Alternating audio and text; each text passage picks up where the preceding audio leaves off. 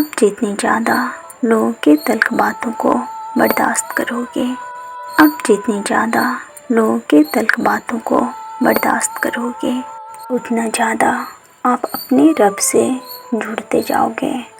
بے شک اللہ صبر کرنے والوں کے ساتھ ہے اور بہتر بدلہ لینے والا ہے۔ ہر زیادتی کو اللہ پہ چھوڑ دیا کرو۔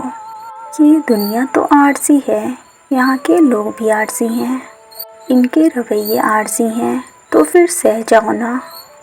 جب ان عارضی چیزوں پہ صبر کرنے سے ہماری آخرت اچھی ہو جائے گی تو پھر چھوڑ دو کسی کی شکایت کرنا، چھوڑ دو اپنے رب پہ سب کچھ۔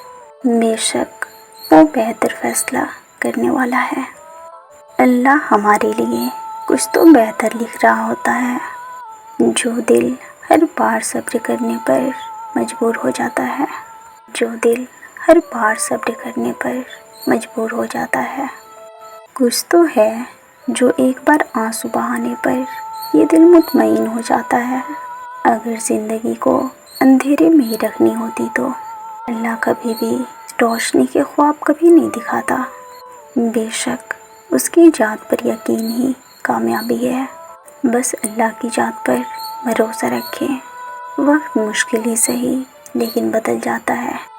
ہمارے رب نے انسان کا ضمیر بہت سچا بنایا ہے۔ یہ ہر بار ہر گناہ پر ایک دستک دیتا ہے کہ رک جاؤ۔ یہ ہر بار ہر گناہ پر دستک دیتا ہے کہ تم رک جاؤ، ابھی بھی وقت ہے، تم پلٹ آؤ، ابھی بھی وقت ہے، تم پلٹ آؤ اپنی رب کی طرف۔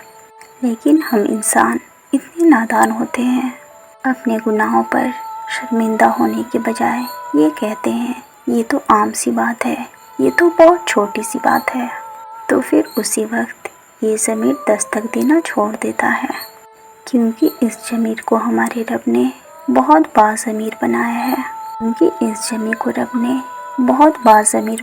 ہے، اور یہ بے ضمیر لوگوں کے پاس نہیں رکتا۔ ہم دنیا میں اتنے کھو جاتے ہیں، ہم نادان انسان سمجھ ہی نہیں پاتے۔ سارے کھیل تو روحوں کے ہوتے ہیں، سارے کھیل تو روحوں کے ہوتے ہیں۔ مٹی کے پتلے میں کشش تبھی جاگتی ہے جب کسی روح کو اپنی دوست روح سے واسطہ پڑتا ہے۔